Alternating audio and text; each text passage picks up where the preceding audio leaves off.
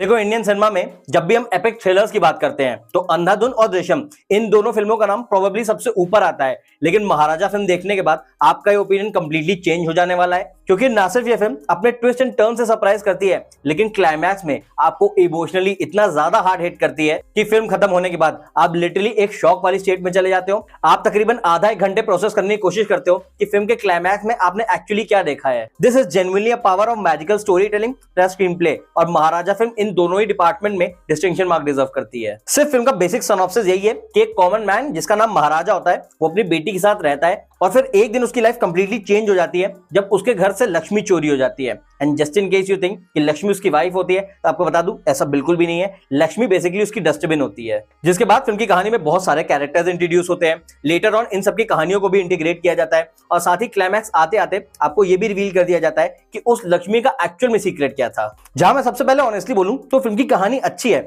But at the same time मैं ये भी एक्सेप्ट करूंगा कि फिल्म की कहानी एक्स्ट्राऑर्डिनरी नहीं है। जो इस फिल्म को एक्स्ट्राऑर्डिनरी बनाता है वो है इस फिल्म का स्क्रीन प्ले और एग्जीक्यूशन। कोई भी सिनेमा लवर ये बात जानता है कि किसी भी फिल्म के लिए उसका स्क्रीन प्ले बहुत ज्यादा इंपॉर्टेंट होता है, और इस फिल्म का स्क्रीन प्ले इतनी ज्यादा ब्रिलियंट वे में लिखा गया है कि जेन्युइनली राइटर्स को 10 on 10 मार्क्स मिलने चाहिए कि किस तरीके से वो ऑडियंस को एंगेज कर लेते हैं। और एक्चुअली फिल्म में 3 टाइमलाइंस चलती है, यानी फिल्म की स्टोरी को 3 कैरेक्टर्स के स्टैंड पॉइंट से दिखाया जा रहा होता है। लेकिन फिल्म देखते टाइम आपको ये रियलाइज ही नहीं होता है अंटिल द सेकंड हाफ, जब लास्ट 30 मिनट में लेयर बाय लेयर सारे सीक्रेट्स खुलते हैं, आपके सामने मल्टीपल ट्विस्ट एंड टर्न्स आ जाते हैं, जब आपको फाइनली रियलाइज होता है कि फिल्म में चल क्या रहा था, और उसके बाद उस पूरी फिल्म को देखने का जो आपका एक्सपीरियंस है वो कंप्लीटली चेंज हो जाएगा। जेन्युइनली सेइंग, इस फिल्म के स्क्रीन प्ले को एक टेक्स्ट बुक की तरह रखना चाहिए, और राइटर्स को इस फिल्म से सीखना चाहिए कि स्क्रीन प्ले एक्चुअली में लिखा कैसे जाता है। जहां मैं ये बात भी एडमिट करूंगा कि फिल्म की स्टार्ट थोड़ी स्लो करी गई है। इनिशियली कैरेक्टर्स को इंट्रोड्यूस किया गया है, स्टोरी को स्टेप बाय स्टेप बिल्डअप किया गया है, बट लास्ट में जब ग्रैंड रिवील होता है और आप डॉट्स को कनेक्ट करना शुरू करते हो, तब आपको समझ में आता है कि फिल्म आपके साथ कितनी बड़ी ट्रिक खेल रही थी। आखिरी आधे घंटे का ड्रामा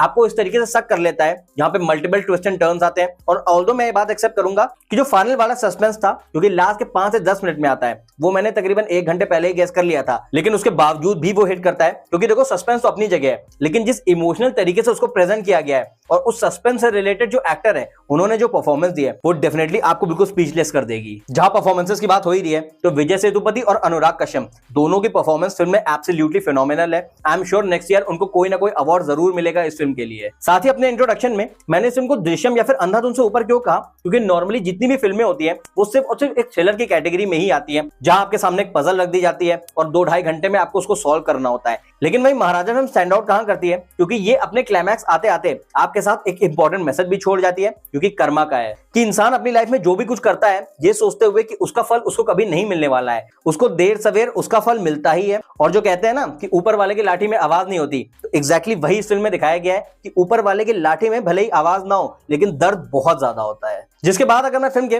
थोड़े बहुत अंडरवेलमिंग एस्पेक्ट्स के बारे में बात करूं, तो मैं कहूंगा ये एग्जैक्टली नेगेटिव पॉइंट नहीं है, लेकिन ये बात समझना बहुत इंपॉर्टेंट है कि फिल्म की स्टार्ट स्लो है और फिल्म बिल्टअप लेने में टाइम लेगी। क्योंकि फिल्म का जो फर्स्ट हाफ है उसमें कई सारे कैरेक्टर्स इंट्रोड्यूस होते हैं, मल्टीपल स्टोरी लाइंस को भी ऐड कर दिया गया है, तो इस वजह से एज एन ऑडियंस आप थोड़े बहुत क्लूलेस हो जाते हो, आपको समझ ही नहीं आता है कि स्टोरी क्या चल रही है और किधर जा रही है। And that's the reason I want to tell you कि आपको ये फिल्म पेशेंस से देखनी पड़ेगी। यानी शुरुआत में भले ही आप थोड़ा बहुत लॉस फील करें, लेकिन सेकंड हाफ आते आते और स्पेशली क्लाइमैक्स के टाइम पे आपको अपने सारे सवालों के जवाब मिल जाएंगे। और साथ ही फिल्म जब खत्म होगी तो वो प्रोबेबली आपके अंदर एक ऐसा वैक्यूम क्रिएट कर देगी जो कि प्रोबेबली तभी भर पाएगा जब आप इस फिल्म को सेकंड टाइम देखोगे और वो सारी डिटेल्स जो कि आपने फर्स्ट टाइम में इग्नोर कर दी थी वो नोटिस करोगे। सो ओवरऑल महाराजा के बारे में मेरा फाइनल वर्डिक्ट यही है कि ये बहुत ही ब्रिलियंट थ्रिलर है, जो कि बहुत ही रेयरली इंडियन सिनेमा में बनती है। इनफैक्ट अभी तो ये 2024 में रिलीज हुई है, लेकिन 5-10 साल बाद भी जब भी इंडियन सिनेमा के बेस्ट थ्रिलर्स का नाम आएगा तो महाराजा का नाम डेफिनेटली उस लिस्ट में होगा।